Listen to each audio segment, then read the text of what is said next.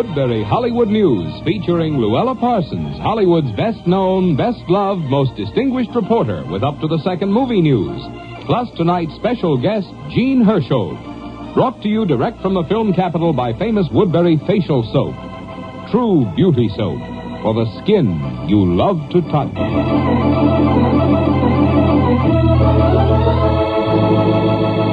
And here with the latest Woodbury Hollywood headlines is Louella Parsons. Hello to all of you from Hollywood, my first exclusive. Joan Crawford marries Greg Botzer in early May. They kissed and made up a few days after a battle that lasted 2 months. My second exclusive. Mac Gordon, one of our top songwriters, and his pretty wife Elizabeth Coates, former movie actress, have separated. I couldn't possibly list all Mac's song hits, but Chattanooga Choo Choo, You'll Never Know, and his current tune, This Is Always, are among his best. June Haver, married in Las Vegas yesterday to trumpet player James Zito, will be remarried on March 17th. She and Zito will have a church ceremony. Her elopement was the all-time Hollywood surprise. She had known her husband 6 years, but read more about it in the Los Angeles Examiner tomorrow.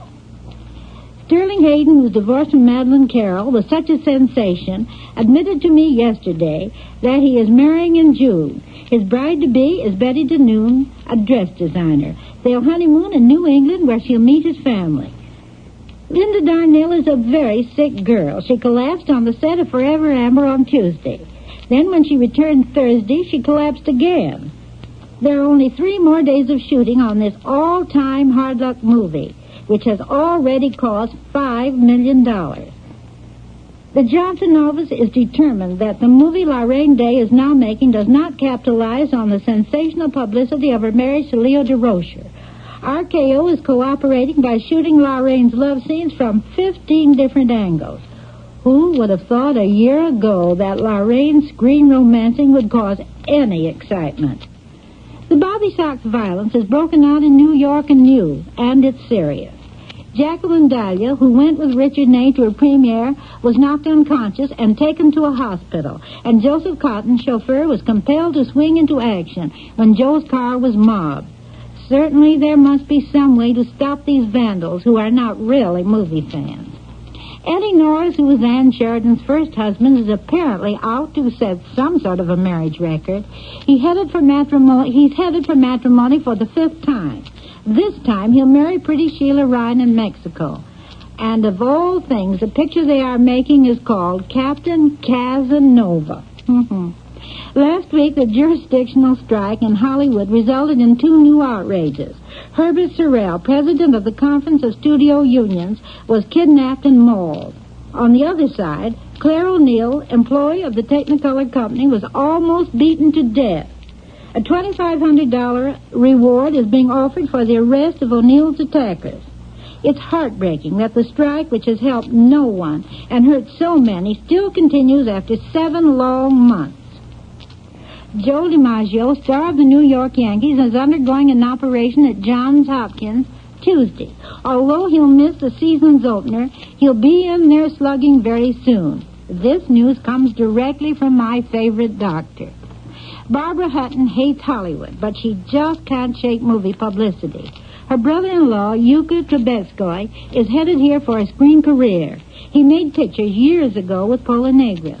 It's a sin she'll be advertised as Barbara Hutton's brother-in-law.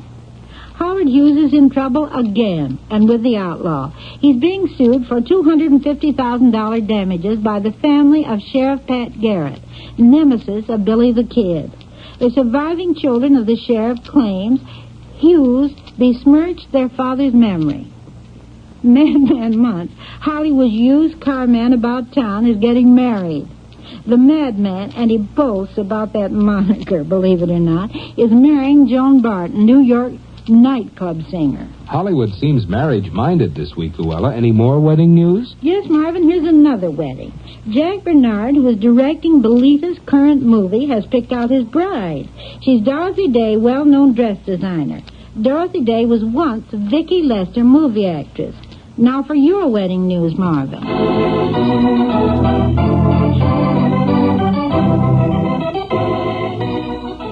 Another Woodbury Deb marries Clarice Hall of Tampa, blonde of hair with creamy, dreamy, fair skin.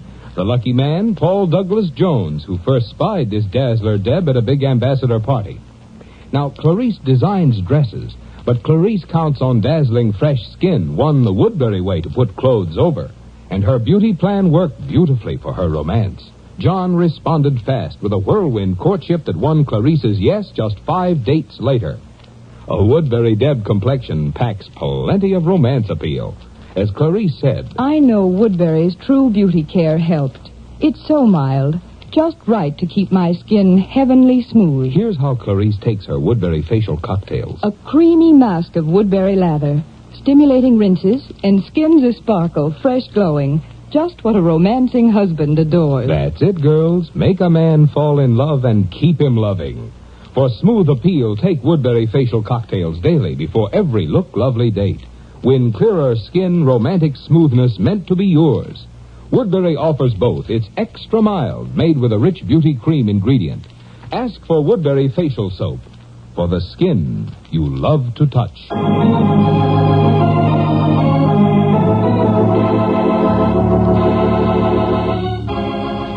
And here is the editorial feature. Louella Parsons speaks her mind. I'm on my Woodbury soapbox tonight to praise the Hollywood studios for the manner in which they protect their players from poison pen letters. There isn't an important star who hasn't been the victim of threatening or obscene notes.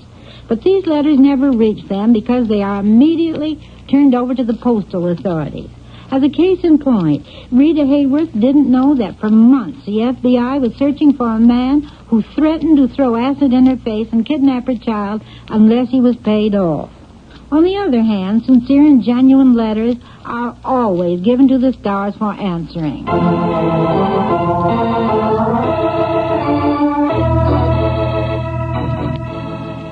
I'm bringing you tonight, as my guest, a man who is particularly outstanding in cultural Hollywood. You know him well, for he's been a star in movies since, now hold your breath, 1906.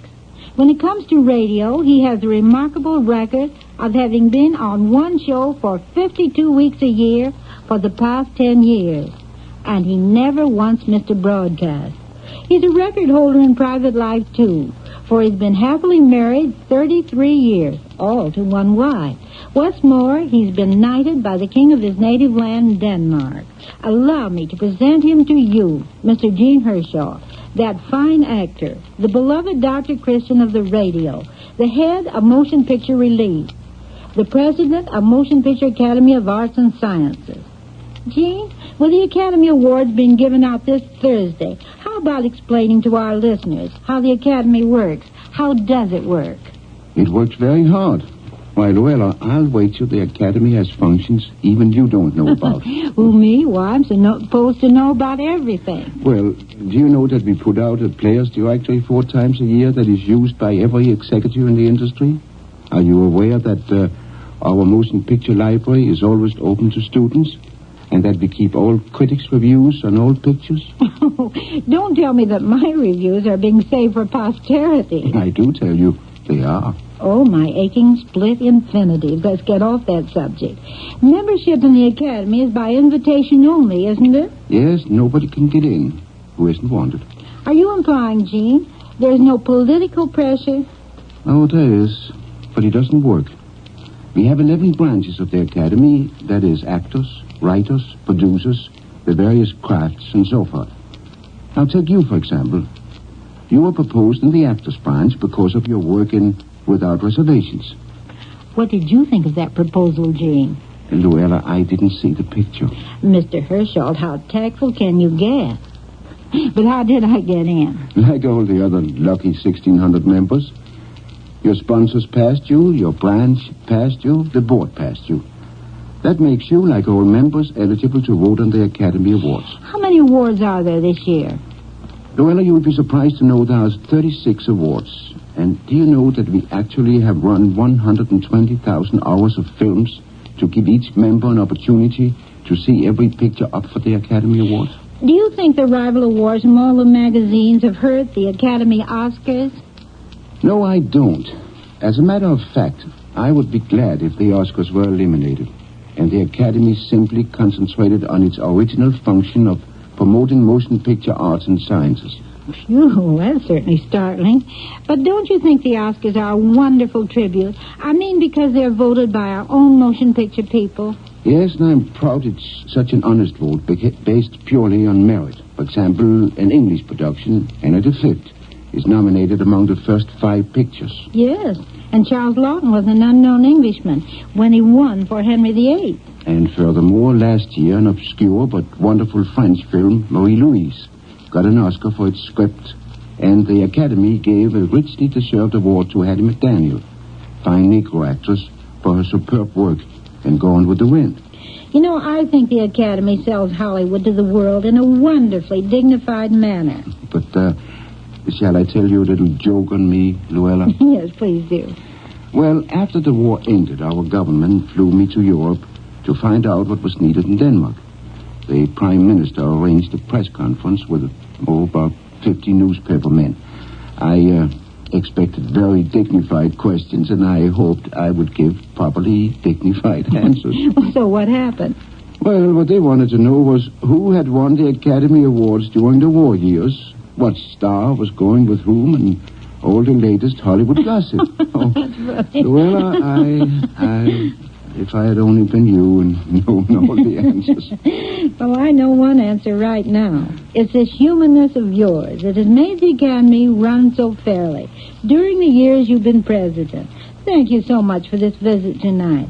I'll see you Thursday. And say, Gene, how about telling me what stars are going to win this year's Academy Award? Oh, now, Louella, I'll make a deal with you. I'll tell you and the whole world on ABC on Thursday night. Good night. Good night, Gene. Girls, are you dreaming of that one and only man, and is he dreaming of you? Well, a sure way to keep his mind on you is smooth skin appeal. So follow the famous Deb routine, Woodbury facial cocktails every day before every look-lovely date. Woodbury's different. It's extra mild, made with a rich beauty cream ingredient, luscious for sensitive skin. Try Woodbury facial soap, true beauty soap, for the skin you love to touch.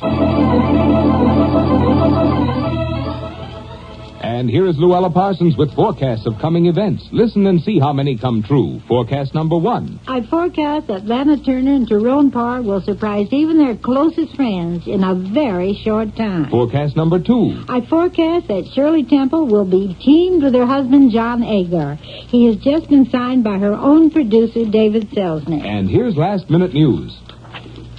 Mrs. Hal Wallace, the former Louise Fazenda, is out of danger after an emergency operation at a local hospital. Mona Freeman, pretty Paramount starlet, and her husband, Pat Nerney, are expecting a baby. On Friday, Jack Warner receives the Legion of Merit for service to his country. General Arnold arrives this week to make the presentation. Ann Miller's ex-husband, Reese Milner, spent today looking at houses. He wants one for his bride-to-be, Mrs. Betty Norcott, an attractive widow with 2 children.